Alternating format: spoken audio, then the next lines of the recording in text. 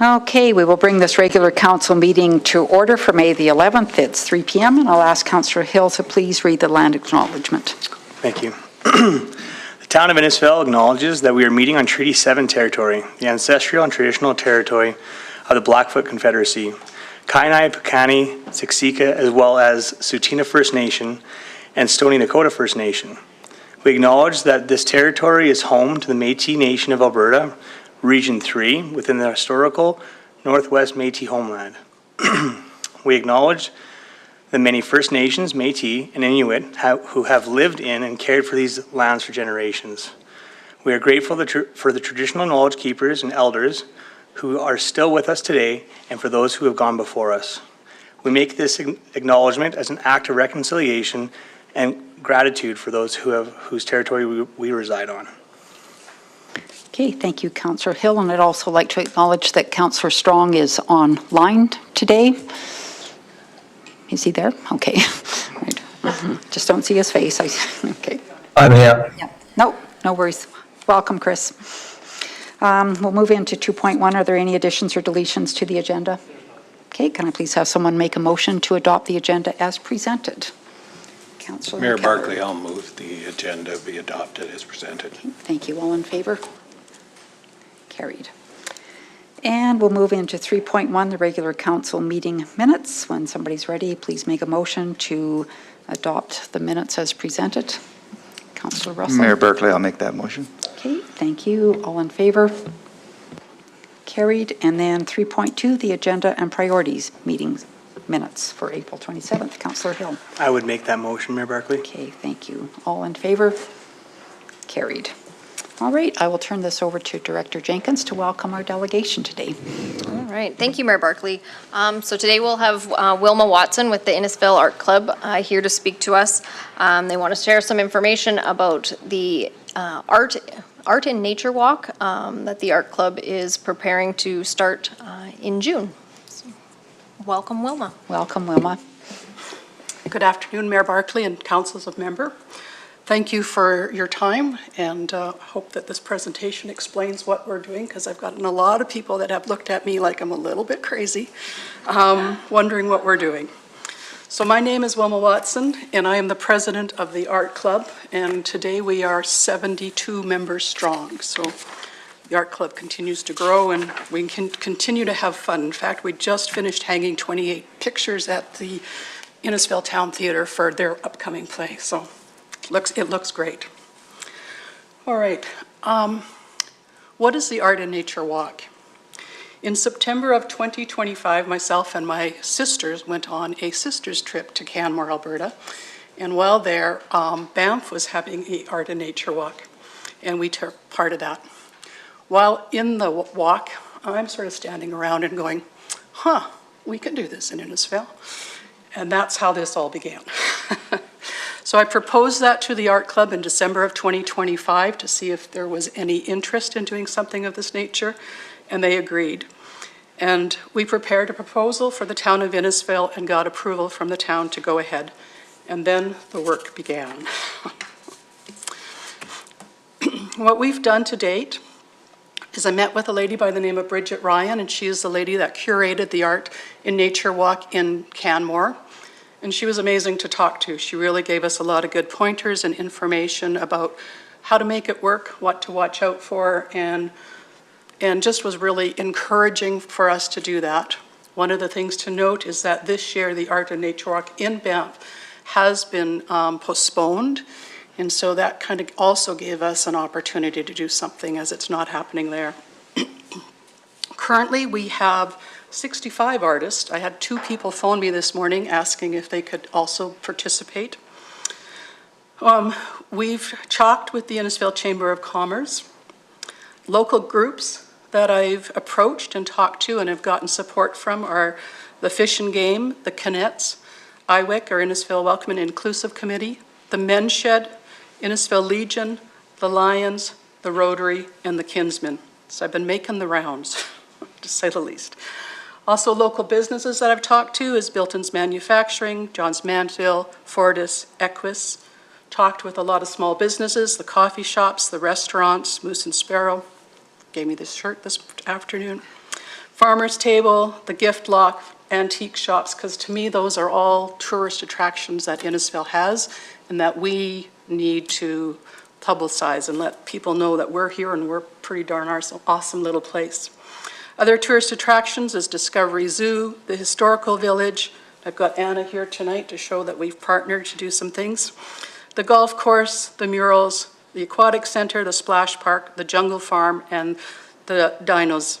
So we've got a lot of really cool things in Innisfail that I think this year, with our prices of everything going up, going to Banff isn't quite as attractive as it used to be. And people from Calgary and Edmonton are looking to come to central Alberta versus looking to go to some of the more expensive places. And I think that's a good opportunity for us. I've also talked with Travel Alberta and to Ramona from RJ Miller and Events. One of the things that we hope to do is we have a barbecue on June 21st, which will have some component of charity. We're going to ask people to bring donations for the food bank or for the health center fundraising committee, and I've been to both of those committees as well to say that's what we'll ask people to do. Next page. So what we've accomplished to date is we've created a logo. We've gotten the town approvals. We've confirmed 52 artists. We've received permits for the launch and the barbecue. We've submitted our Alberta Health Services food services forms. We've created web pages and websites, and we're starting to do some media advertising on social media, so some marketing and advertising. What we continue to work on every day is financial assistance for what we're trying to do. Help to set up the art displays. We're going to set up the art displays as we've got 52 of them, probably more, because some artists are doing more than one piece, from June 15th to the 20th, so it'll probably take us that week to actually put everything up. Another thing that we're asking for is volunteer awareness on the pathway. So if people are out on the pathway and they notice that something seems amiss or something's been vandalized, because we do anticipate that could happen, that they let the Innisfail Art Club know so that we can go and fix that and do whatever it is we need to do with it. We're also looking for possible education opportunities. As it goes from June 21st to September 27th, we want to have things happen down at Centennial Park, whether that's someone talking about the elements of nature that are there. You know, bring in some kids and tell them, you can eat this wild raspberry, but maybe this white berry over here is not the best thing to try and digest. We're also, the art club will be doing a couple of en plein air paintings out there so that, again, that attracts people. We've got some geocaching going on down there as well. So lots of different things and different groups that it'll bring in, not just art people. So it's at the barbecue, we're going to have some musicians. I've spoken with Cole Martin, and potentially the Legion Pipers will be coming as well, and I'm hoping to get maybe another one or two, because I just want each one of them to kind of play just a few songs, not be the whole theme for the night. We also have been, with the businesses that we've talked to, we're talking about how do we link them and what are some of the visual cues. And one of the things that we've come up with is perhaps those businesses that have participated or they're looking at partnering with us is we'll put footprints, maybe just with chalk art or something in front of their places so people know I've been down there and, oh, these people are also involved. We have another opportunity with Historical Village and the pairing of the Napoleon Lake and how it was named. One of the things I asked my executive a few weeks ago is, do you know how Napoleon Lake got its name? And I have 6 executives and they all looked at me and said, nope, no clue. A lot of them have lived here most of their lives, and I have to say I didn't know as well. So I think that's a good piece of education. We're going to put, we have a piece that's coming that's life-size elk, and I know that sounds weird. We're going to put that in the Historical Village, right by the Napoleon cabin.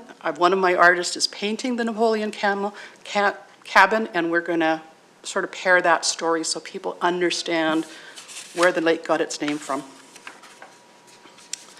One of the other things that we'll be doing is a chalk art project, and we've got a few artists that are really enthusiastic about doing some chalk art and decorating up the town a little bit with some chalk art. It washes away, and we did one last year at the library that was really good when we had International Days, and so we're going to do a few more of those around town as well. And we will have some down by the Art Walk as well.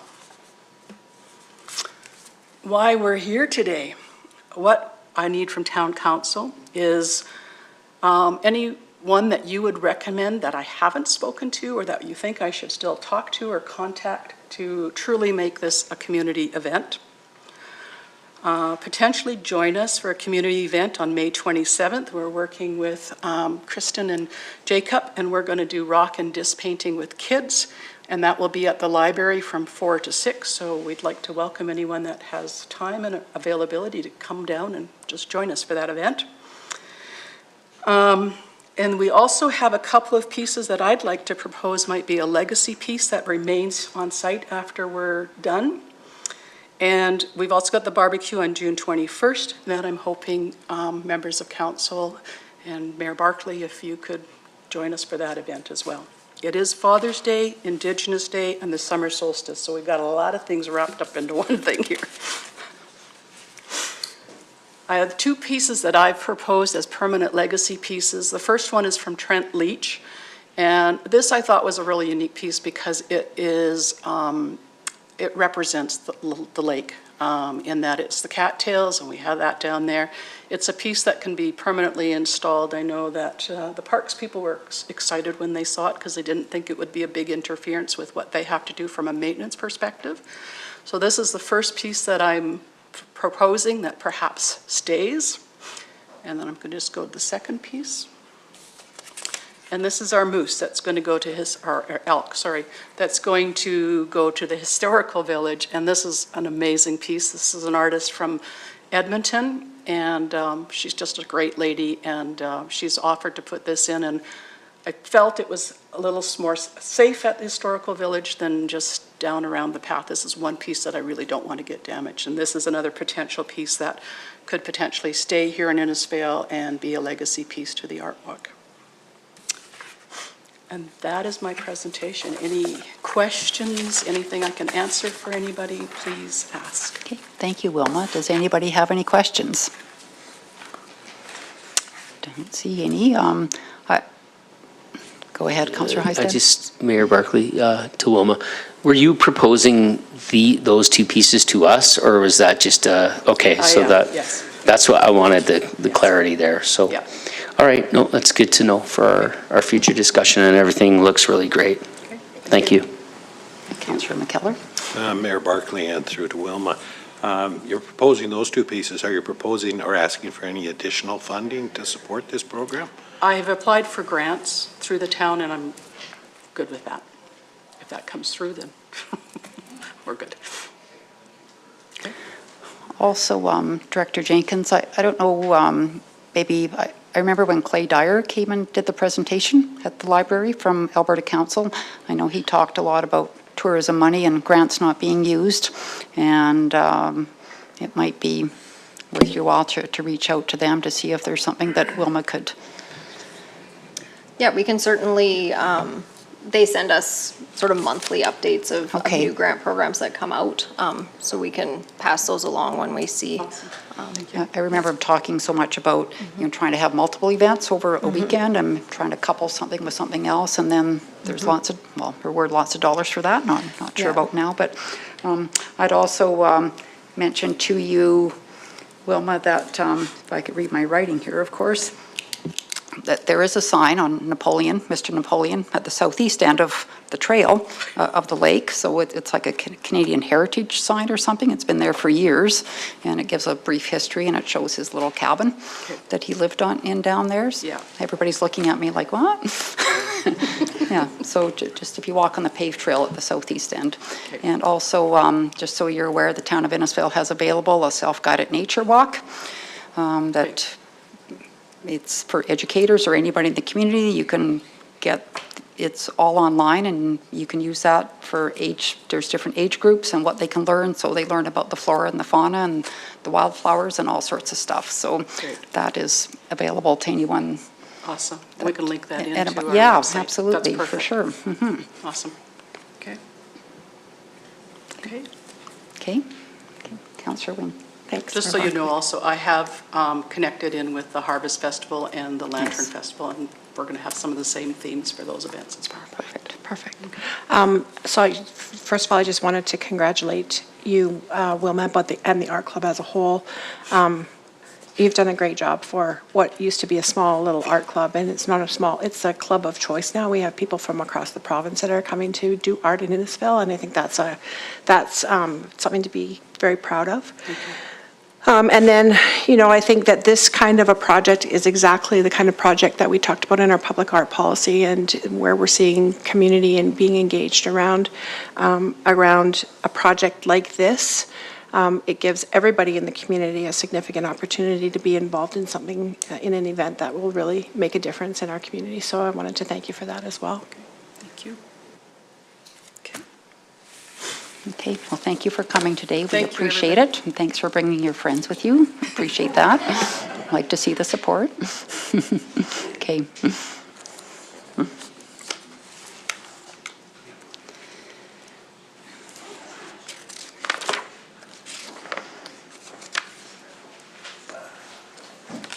All right, we will move into 5.1 with our CAO report. Thank you, Mayor Barclay. The report is presented for your information. If you have any questions, I'd be happy to answer them for you.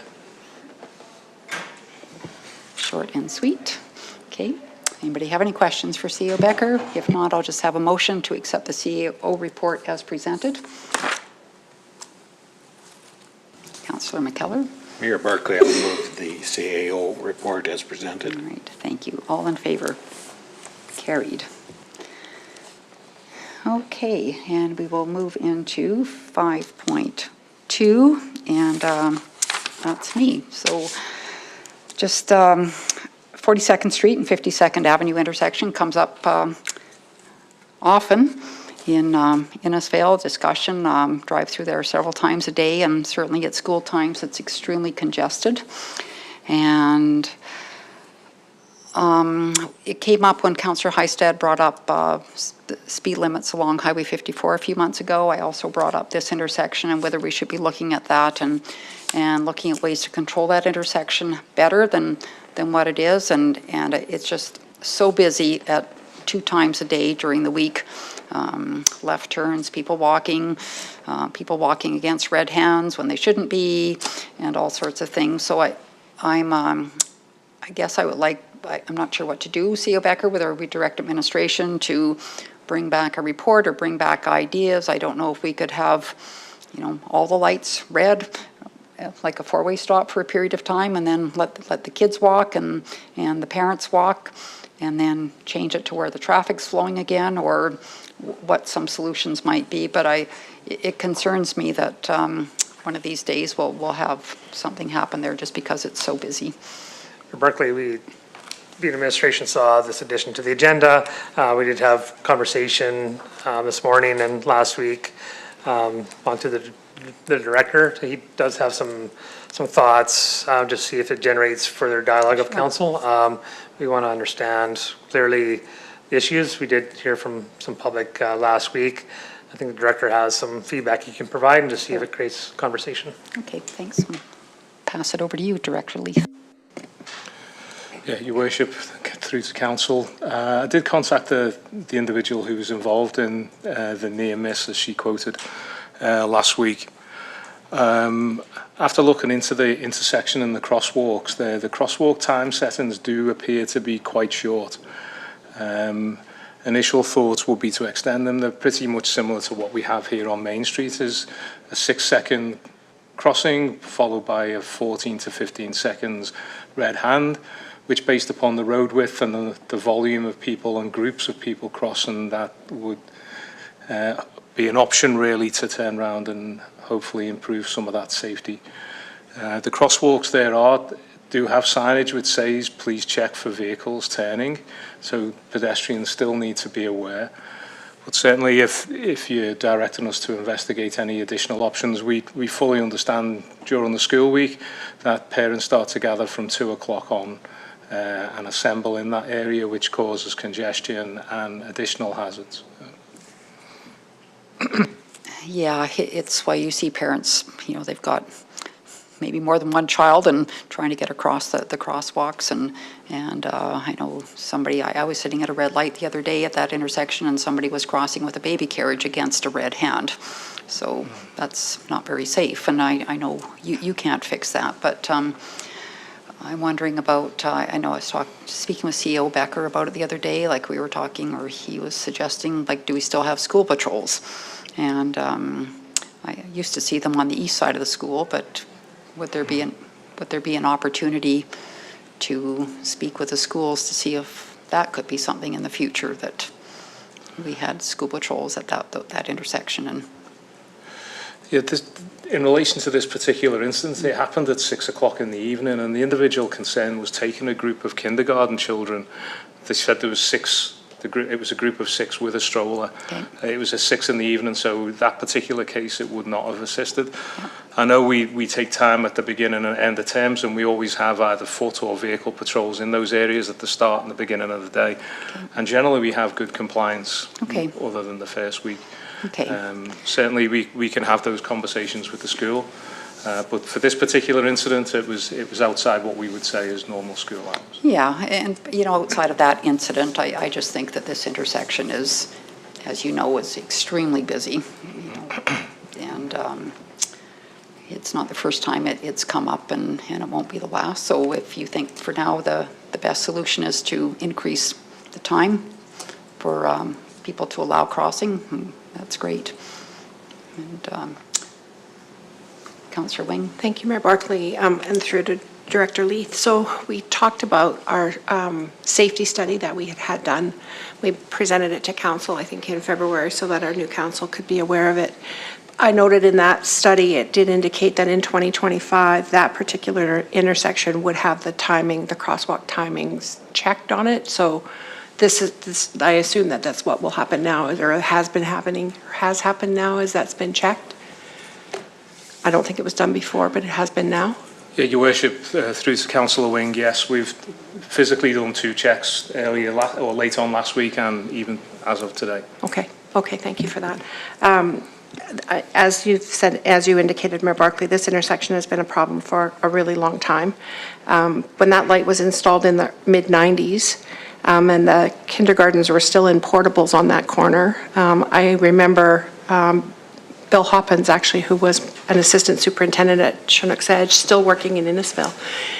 And he was at a meeting, and he said to us, I was never so mad in my life as when they put a light on that corner. And I would go to work, and I would come home from work, and I would sit at that red light, and I would give myself a heart attack over it, because it just bugged me so much.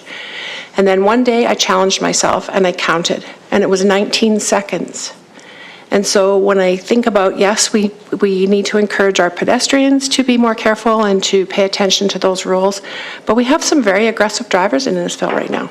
And it would be a horrible, horrible thing for one of them to run a light on a 19-second wait and kill a child.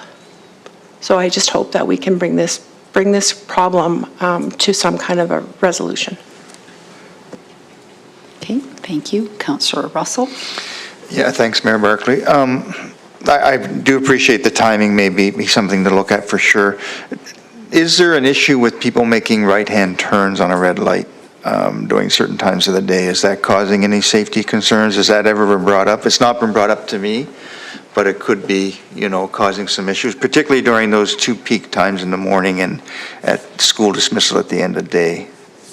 Your Worship, through to Councillor Russell, it's not something that I'm familiar with a number of complaints with regard to. It's most certainly a potential for sure, especially at that time of day when people are trying to get to or from somewhere. Yeah. Councillor Hystad.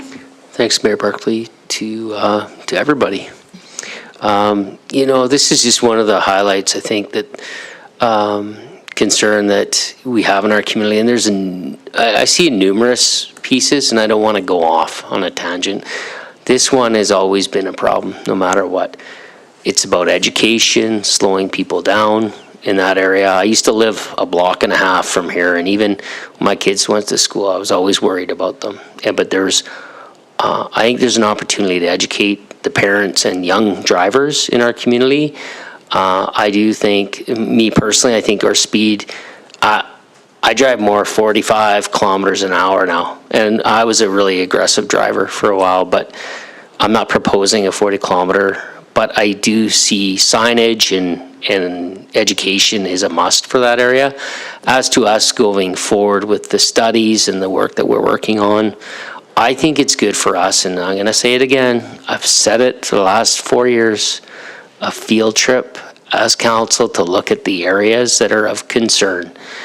Every day I see it. I'll give you another example. Main Street, those right turns at Starbucks and Dairy Queen. Half of the people are not going right. And then before you know it, they got a crosswalk on the main drag.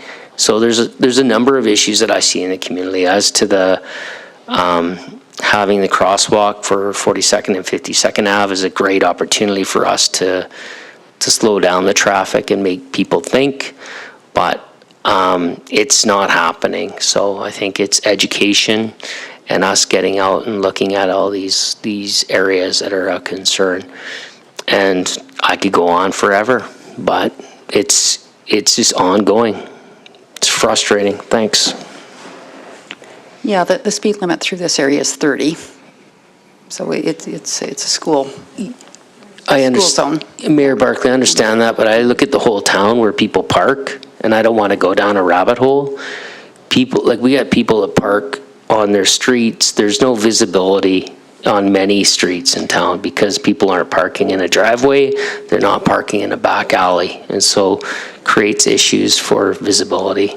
But as to 52nd Ave and 42nd, that's correct, it's 30. I'm just trying to say that there's issues that risk management, it's going to catch up and bite us in the butt one day. A lot of these things. Thanks. Okay, no, thank you. CEO Becker. Does council wish to move into service levels? I know we're talking about safety plans. Are you concerned with safety levels or service levels? We did make adjustment with CPO service levels a couple years ago. Do you want to get into those types of discussions? Certainly be open to get that feedback from council if you have concerns with operations or quality of service, whether we do public and camera. Certainly open to those conversations. I'm not quite hearing clearly. I'm hearing not happy. So at some point we need to be really clear what that is. Okay, Councillor Hill. I guess my only question, Mayor Barclay, to Director Leith is, when we talk about the physically timing those the crosswalk sections, how do those, what's the next steps to potentially extend those now, and then how does that amplify the waiting times on all the other lights? How does that happen, and would it, obviously there's got to be, the time's got to be shuffled around to all the rest of the lights, and how much more is that going to slow down the rest of the traffic flow? Your Worship, through to Councillor Hill, at this point in time, I couldn't give you the definitive on what that would look like. We would have to explore whether it does impact other traffic signals and the crosswalks. That 52nd Ave is much wider than Main Street, as an example. It's twice as wide, yet the timings are exactly the same. So it's just an exploration of what that actually looks like and what that impact's likely to be. And just, sorry to come back to Mayor Barclay's comment, reference the school times, is that education piece is right now it's when school is in situ, and the times that are set is when school is in.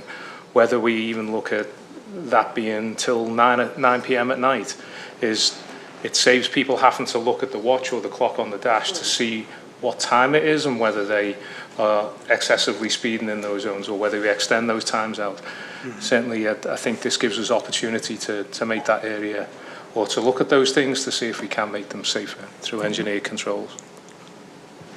Thank you. Councillor Russell. Yeah, no, I appreciate everything that administration is doing to try to make things safer. The new four-way stop, I think, is well received, and it's well. I'm no missing it if you're coming from the way that it was a light, which is great. And I think you're trying different ways to make it a safer intersection, and I appreciate that. And it could end up being the timing. It could end up the one street going by Historical Village is 30 all day long, right? Half hour before sunrise to half hour. So, and if that's the next step, if this doesn't seem to do that, I think, I appreciate that you're on top of it, you're hearing the concerns, and we'll see see if this is enough to solve it. If not, I'm sure you'll come back to us with another resolution, so. Yeah, no, thank you. Councillor Hystad? Yeah, no, and for me, and just going off on a little bit of a tangent was, when we did the study, I guess it's chunked out where we'd have to implement changes, but how I was looking at being proactive was with new signage. Like, there's different crosswalks in town. I'll give you an example, 42nd and the Auction Mart. Those signs are probably 20 years old. They're archaic. Like, if I'm going to be straight up, I don't think it's about having more Brocks and Zacks and Derricks. It's about the signage and improving that and the communication with people. And I think that if we wanted to tackle it as a council, I think it's easy to go around with administration for an hour and 2 hours and look at the pain points, I guess, those areas that are kind of a pain in the butt, and do that. It's not about staffing, it's about education and signage. Thanks. That's how I see it. Councillor Wing? Thanks, Mayor Barclay. I am quite comfortable with the fact that we have a pedestrian safety report. It has timelines in it and things that should be done at a certain time. So I think if we just continue to be on top of that and get reports back from administration, so that we can show that we are moving forward with some of those key initiatives, that's good for me. Thanks. Yeah, I would agree with that, Councillor Wing, and I'm very confident Director Leith and his team that are out there doing what they need to do. You have concrete data from complaints coming in, and your people are out there every day seeing what they see, and so I'm confident in that, and I appreciate the changes that you're implementing at that intersection. It, just happens to be a really busy intersection, that's all, and so we'll, as Councillor Russell said, we'll see how this works, and hopefully there'll be improvement or less concerns from the public. All right, so we'll move into 5.3, request for decision on the conservation easement with Cochrane. So this report, Council, you've talked about this a few times now. Looking for Council to consider formal resolution to act as seconder to what the town of Cochrane is proposing. The recommended motion is slightly off. Obviously, the first part of that is not for today's consideration. My apologies, but looking for Council to consider a motion that Council proceeds to act as a seconder, and then the conclusion of that motion. So if Council would consider that, that'd be my recommendation. Okay, thank you. I'll ask for a motion then, please. Councillor Wing. Thanks, Mayor Barclay. I would move that Council act as a seconder to the town of Cochrane's proposed Alberta Municipalities resolution regarding perpetual conservation easements. Okay, thank you. Does anybody have any further discussion on this resolution? Okay, all in favor? Opposed? Okay, one opposed. All right, thank you. And we'll move into 5.4, request for funding on the Aquatic Center with CEO Becker. So Council, administration's asking Council to consider making a formal request of the county regarding the Aquatic Center modernization projects for funding. So it was back in May of 2025, town administration presented to Red Deer County Council making a request for funding towards the Aquatic Center modernization projects. The requests outlined in the presentation included a 25 to 30% of the total project cost less any external funding received. This is based on the Aquatic Center's usage by the county residents, which we've determined to be 30% of the usage of the facility. The May 20 presentation indicated the project cost to be just shy of $15 million at that time, and if all the grants were applied for, the request would be in the range of $1.5 to $1.75 million, and without the grants, the request would be in the range of $3.7 to $4.5 million at that time. County Council reviewed the town's request at their July 8th, 2025 meeting and has decided to provide funding of $1.65 million over a 10-year period, with $300,000 provided in 2026 and $150,000 over the following 9 years. Through council's acknowledgement and direction, there has been concerns communicated to the county of this funding strategy. As we know now, the town was not successful with the obtaining of any of the grants applied for, and this was discussed at the April 7th ICF meeting. The project is projected to come in under budget at approximately $14 million, obviously to be reconciled as the project moves into final completion. Utilizing the 30% county residents usage at 30% project cost, the funding from the county would be $4.2 million. Administration is seeking council's direction on providing a letter to Red Deer County with the formal funding request. Okay, thank you, CEO Becker. Does anybody have any questions about the report itself for Councillor Russell? No, Mayor Barclay, I was going to make the motion. Yeah, please do, thank you. Okay, I'll make the motion. The council moves to provide a funding request from Red Deer County for the Innisfail Aquatic Center Modernization Project in the amount of $4.2 million for 30% of the total project cost, $14 million, based on 30% aquatic center usage by county residents. All right, thank you.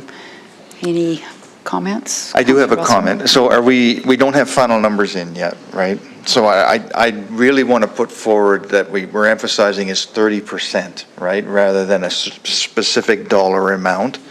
So I don't know if there's room for a friendly amendment here to the way that that's worded to have that go forward.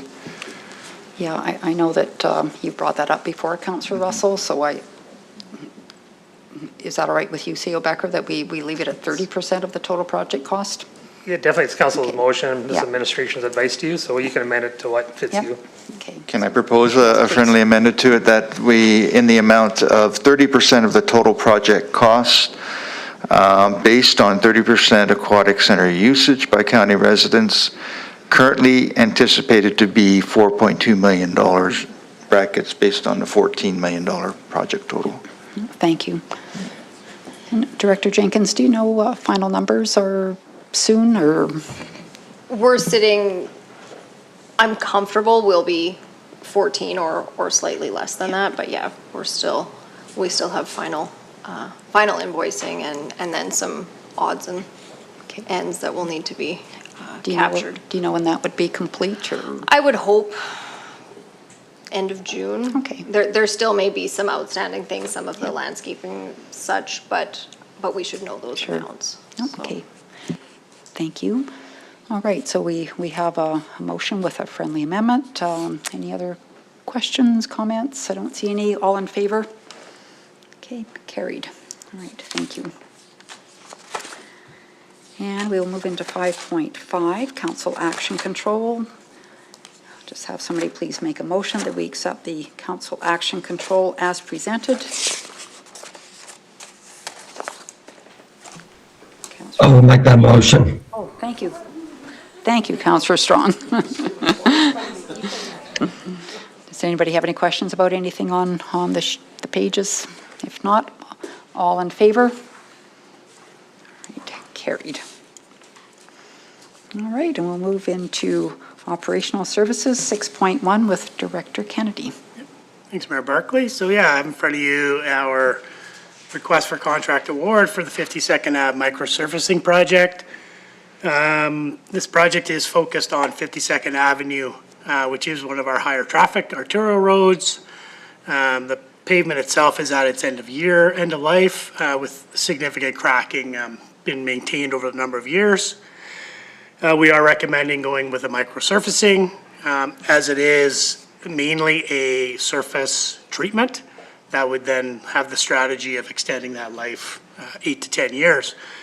The biggest difference is obviously when we mill and inlay, that's more structural. This is more surface, just surface treatment, which does improve roadway safety as well as adds that extra pavement preservation.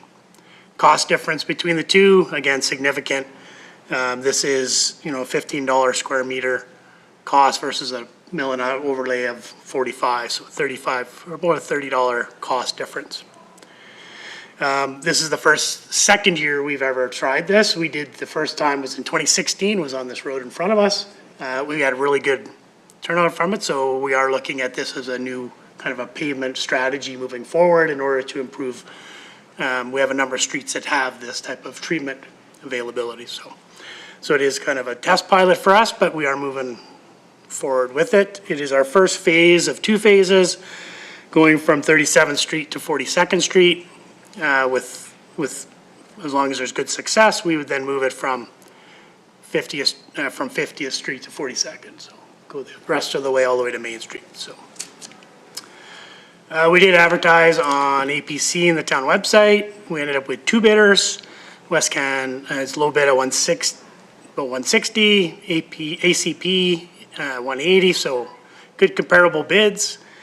Adding the project costs totaling about 187, well under our 250 budget that we had budgeted for the project. So we are recommending moving ahead with Westcan seal coats for the project. So I'll take any questions.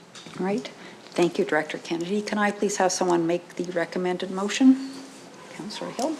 I'll make the motion that council approves the award of the 52nd Avenue microsurfacing contract to Westcan Seal Coating Incorporated for $159,172, GST not included, to be funded from MSI. MSI, wow. Just kidding. All right, any questions? I'm curious, different topic, Director Kennedy, but would you be able to use this same process for, say, I don't even know what the road is. Is it 42nd Avenue, the truck route that goes around the north end of town?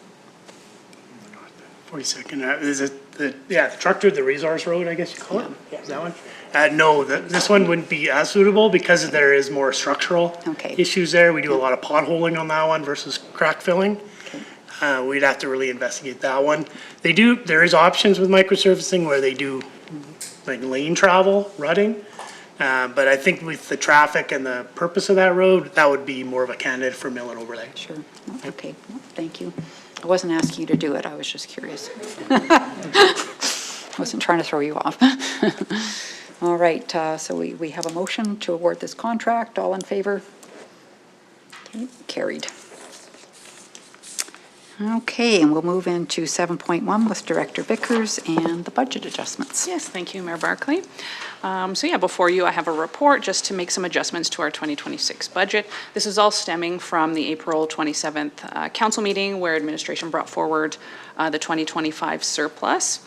And the following motion was made, and therefore now we need to update our operating budget to allocate those projects.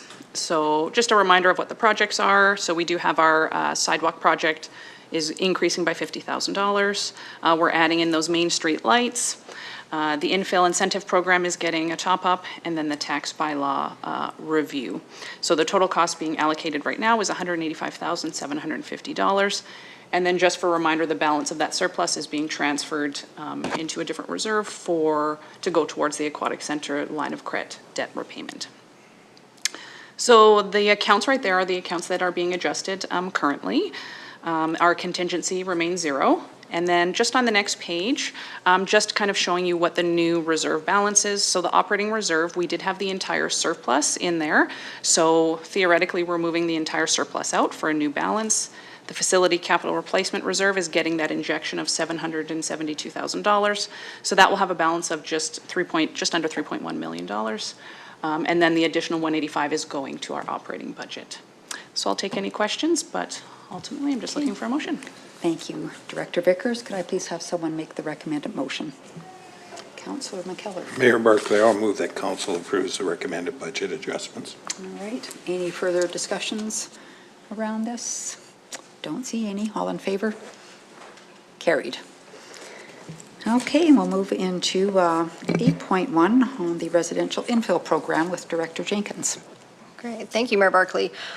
So sort of stemming from the last budget item and the discussion that the residential infill program in 2026 was oversubscribed within the first quarter, we just took a quick opportunity to review the policy and make some adjustments that we're looking for council to consider. Background, the policy was approved with the intent to support and encourage infill development. Over time, we've seen that increased interest. 26 dwelling units since 2012 have accessed funding from the project. And then just looking at the policy, we were looking at some adjustments to limit, make a limit of one application per project submitted within 1 year of construction completion. Because it is a set allocation each year, we've had where, well, if we apply in December and there's not quite enough money to fully allocate, can we apply again in January to get the full amount? So we want to make that limit, and that you need to do it sort of promptly after the completion of your project, as well as an adjustment to how the funds are available to each project. So we're looking to create a base allocation of $10,000 per project, and then there's an additional $5,000 for additional dwelling units, up to a maximum of $25,000 per project. Currently, the project provides for $15,000 for projects of 1 to 3, and then if you are doing 4+, you can get $30,000. So this sort of moves up with the number of dwelling units, but does pull that maximum project allocation from 30,000 down to 25. Again, to hopefully maybe stretch the dollars across a few more projects. As Director Vickers indicated, so the regular project annual allocation has been $60,000 a year. Council has just approved an additional $60,000 as a one-time program injection from the 2025 surplus. So just looking for council motion to approve the updated policy. Right, thank you, Director Jenkins. Could I please have someone make the recommended motion? Councillor Hystad. Thank you, Mayor Barclay. That council approve the residential infill program policy 2026-006. Okay, thank you. Does anyone have any questions for Director Jenkins? All in favor? All right, carried. And we will move into 9.1, correspondence.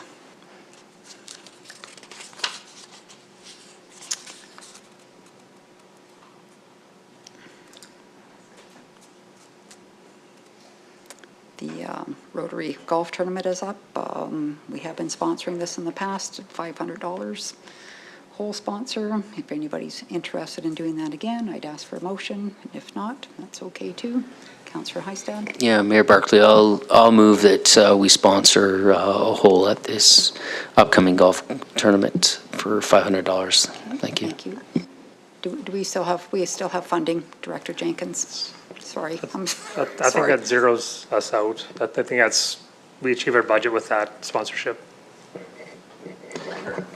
Okay, So, sorry, Mayor Barclay, just when Juanita and I were looking through the reports, it's actually $7,500 for this year.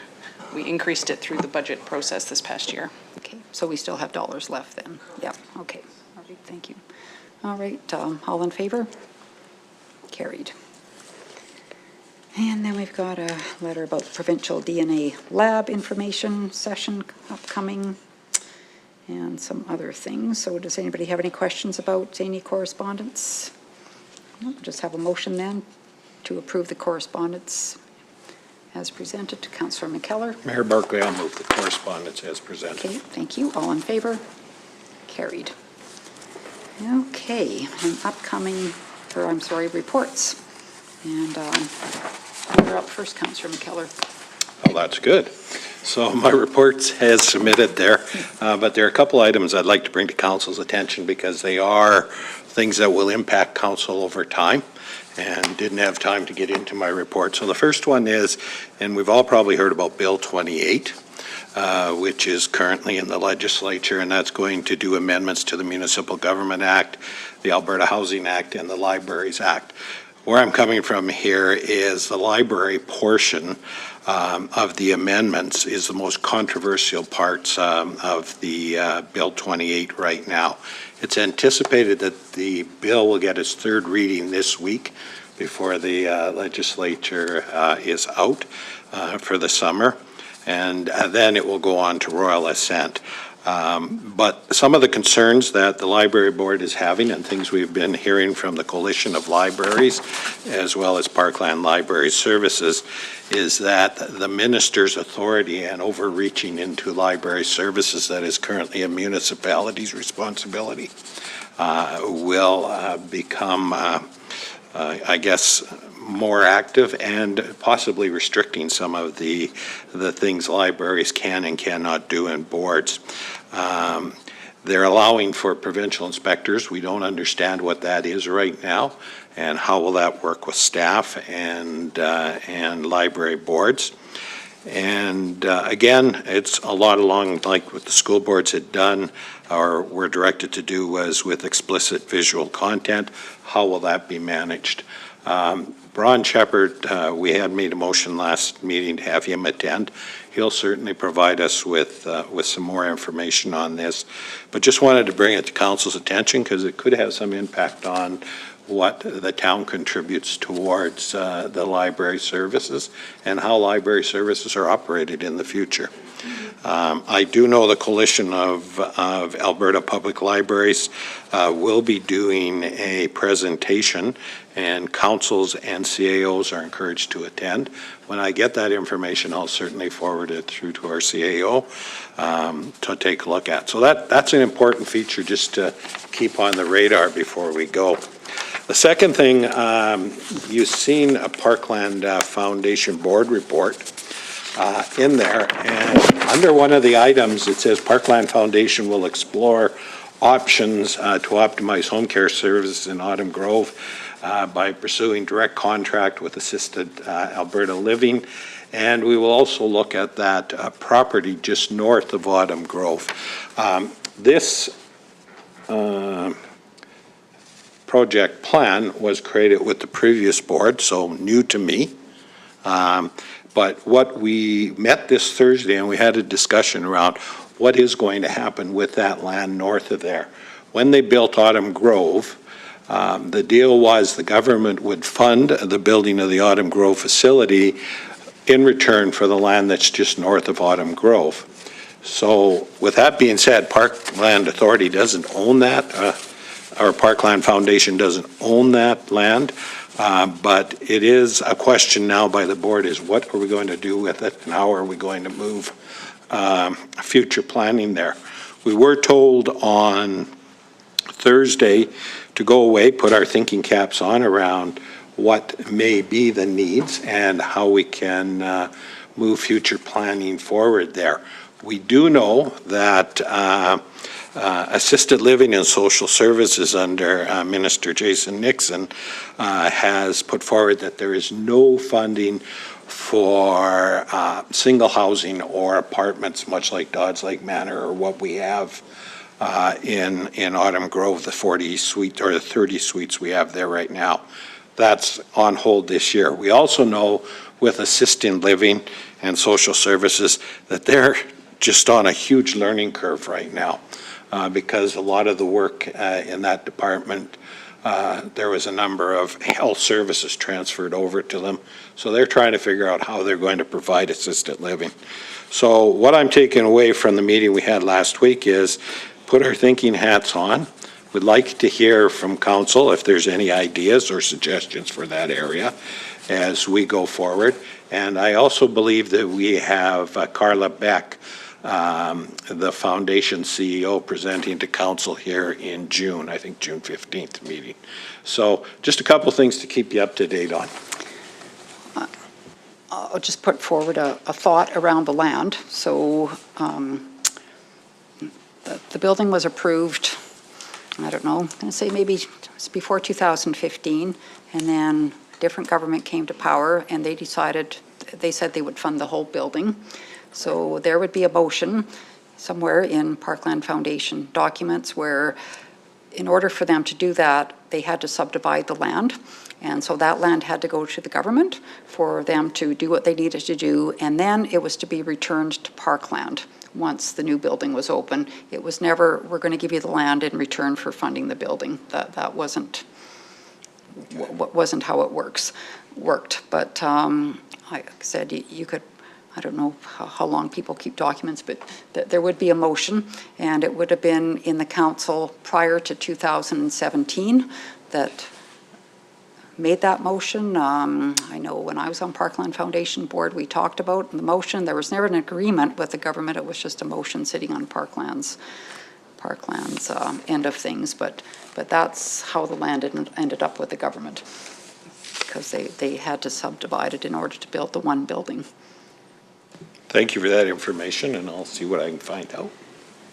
Yeah, and as far as, what we think should be done, I would prefer Carla to come to council and we can talk about it. I mean, we can throw 1,000 ideas out there, but, I would hope that there's data out there and information available to determine that we need this particular type of housing, whether it's SL 2, 3, 4, 4D or whatever it is. But my understanding, Councillor McKellar, was always that Bethany was going to look at building out that, we'll call it a campus, seniors housing campus, and the next step would be maybe supportive living to accommodate that. But I'm guessing that they would be gathering data, and the government would have data on communities that are in need of that type of housing, and what kind of grants there are nowadays for sharing the cost.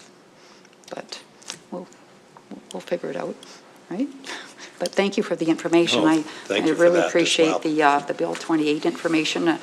Is there any, I guess my question to the libraries is Parkland and others right now, are they advocating to the province? Because, I mean, it's going through third reading, and nobody's going to stop that.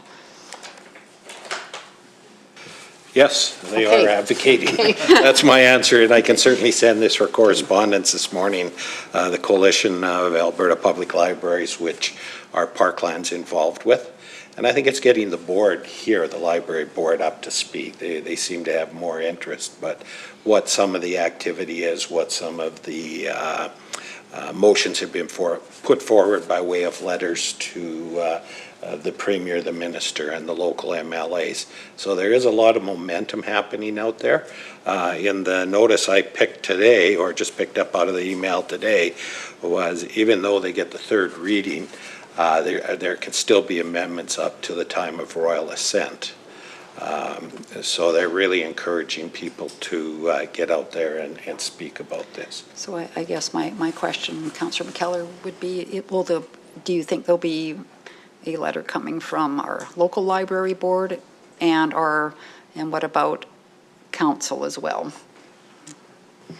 I would like to see a letter come from both. I think, again, it's part of working with the board is that whole educational piece. One of our board members did write quite a good letter to the editor in the newspaper about Bill 28, if you hadn't seen it. But yeah, we would like to submit. I've been after the board chair. She was hoping to be here today to do a letter, and I would like to see one come from the town. There are some templates that are available through the coalition as well, which I can provide. Well, then I would suggest you make a motion that you ask council to send a letter of support to the government for our local library on Bill 28. Does that sound, okay? Okay, or however you want to word it. No, did somebody capture what she said? Yeah. What she said? I'll make that motion. And then if you could send, like any correspondence you have, I would send it through to CEO Becker and Juanita, so council sees what we should be seeing. I mean, I know it's a separate entity in many ways, but the more we're up to speed, and then if the templates as well, I think would be extremely helpful. Yep, so we're not starting from scratch, and we can get to work on that. And also I had a reach out last week from a MLA on different side of the aisle about wanting to discuss Bill 28. So Juanita's going to be in contact with that person's admin people and set something up. I don't know whether it's specifically about libraries, about everything, but certainly make sure that you're involved in that, Councillor McKellar, if it's a library conversation. And okay. All right. So, motion. Oh, sorry. Yeah, Mayor Barclay, I don't know, Councillor McKellar, is there a list of proposed amendments that the library boards would like to see? It's much, you're not going to get Bill 28 withdrawn because there's so many other parts to Bill 28. So their only chance is maybe some amendments to that specific portion of it. So if we're going to write a letter of support, maybe we should know what are the exact amendments we're asking to be supported. I don't know what the issues are that the library have with the proposal that's forward, so. Yes, they have a list of concerns. I'm not sure that they're all amendments, but I can certainly see what I can pull from the emails I've captured, or when I speak with the Parkland Library Services, I can get that information and forward on to administration if that would work. CEO Becker. To the conversation, Council, we could offer up a legislative review of the bill and provide some of those details. I think we've loosely covered some of that, but we can come back with the details of the amendments or the changes to the acts legislation. Then you can give us clear direction through the letter with that information. Okay. Is that good? That works for me. All right. Okay. All in favor of Councillor McKellar's motion? Carried. Do you have more? Okay. Sorry. Okay. Well, thanks for all that. That's great. Councillor Russell? Well, I won't take as much time as Councillor McKellar. My report is there. I have nothing further to add, other than the Henday Association celebration was a nice celebration. Nice. It was good to see. And we'll just say to you, ole. Thank you. Now, be careful, you know. Councillor Heistad? Thanks, Mayor Barclay. The only thing that I'll add to my listing would be it's the Innisfail Chamber. Just wanted to give you an update, and I'll explain myself, because they had a manager in place. That manager has stepped down, but due to labor relations pieces, I haven't been able to say anything. So they will be hiring somebody new. As to who that will be, I will be giving you the heads up when in due time, but it's kind of that labor relations piece that I wanted to make sure that you are all aware and full clarity there. Thanks. Okay, thank you for that. Councillor Wing. Thank you, Mayor Barclay. My report has been submitted and I don't have anything to add. All right, thank you. And Councillor Strong. Hello, Mayor Barclay. I did a Donny, Councillor Hill, and forgot to hit send on my dog ate my homework. Dog ate your homework, yeah, we got it. Yes. I did make the innovation session on economic development and was at the Historical Society. And if you're watching the game tomorrow night, look for the guy with the Town of Innisfail shirt, because I'm being forced to go to that. That is all I have. Pass that on to Councillor Russell for you, okay? Good here. And he's probably heard all the excuses on homework during his career. Councillor Hill. Yeah, my report is presented and nothing more to add. All right. Yeah, me too. My report's there and I don't have anything to add. I'll report back on the Cape AGM next time. So we'll move into upcoming events. And just have a motion, please, to accept the upcoming events as information. Councillor Russell. I'll make that motion, Mayor Barclay. Thank you. CEO Becker, did you have something to say? No? Yeah, okay. Looks like you're ready. All right, all in favor? Carried.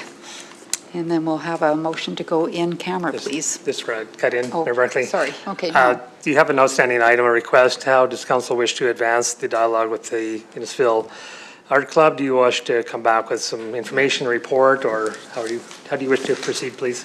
What are they asking for specifically? 2 art pieces, total 3,500, I think. Yes, so they were looking for Director Jenkins. consideration by council to if there was interest in purchasing a legacy piece, and provided the two options, yeah. So one is the cattail statue at that call it $1,200 probably by the time you're done. And that, or the elk installation that would be at the historical village. So are they asking community to participate in purchasing these pieces? Like, I didn't quite understand No, that. so this ask is directly Okay. to the town or to council, if there's a wish to have some sort of legacy from the art and nature walk. Okay, and that stays in place permanently. I'm looking at you, Director Vickers, like budget-wise, and are there any other avenues, Director Jenkins, for them to go through the town for doing this, or? Not necessarily for this type. They have submitted through our Rec and Culture grant for some of their operating costs associated with the event, but we wouldn't have anything sort of specifically to this. That's more of a, kind of a one-off type of purchase. Yeah, we definitely would not have a specific budget line that these could fit in. We could, based on council's option, we could find something potentially, but there's no line item that says art. Okay, Councillor Russell? So there was a budget line for art at all? I think we removed that, did we not? We did. Yeah, you did. So would this come out of that 7,500 for sponsoring?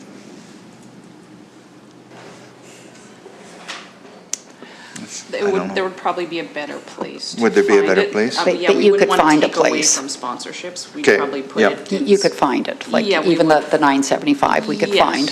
Yes, we would find that much. The elk is a pretty pricey, but. It does have to come from somewhere, though. That's- Yes, it Yeah, does. no, I realize that, yeah, I know that. Yeah, Councillor Heistan? Yeah, sorry, go ahead, Director Vickers. Sorry, if you're- Mayor Barclay, I was just going to say we could take some time and discuss it That'd with probably be CEO best. Vicker and kind Okay. of bring back an option if there is some serious interest to purchase an item. Yeah, that would be good. Do you need a motion for that, or are you okay? Is there a preference? Like, do we want to be aiming for the 975 Well, versus the? personally, I do, but I'm just one person, Councillor Heistad. Yeah, Mayor Barclay, I'm totally okay with the 975. I just thought it was kind of clumsy how it came about, and that's where process-wise, like I didn't see that would be part of their proposal, right? That's why I asked the clarity question, and as to going back to find it, I'm fine with it, but I just think that there's opportunities for the art group to work with other groups to fundraise on this as well, so I'm good with the 975. I just thought it was awkward.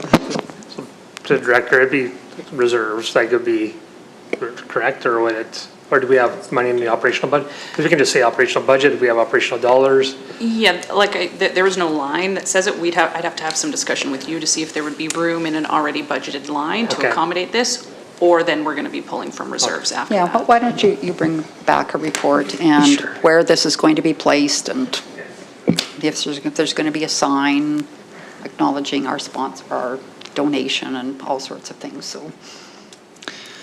Councillor Russell? Mayor Barclay, I certainly support one or the other. My only concern with the 975 one, I see that not lasting that long, to be honest with you.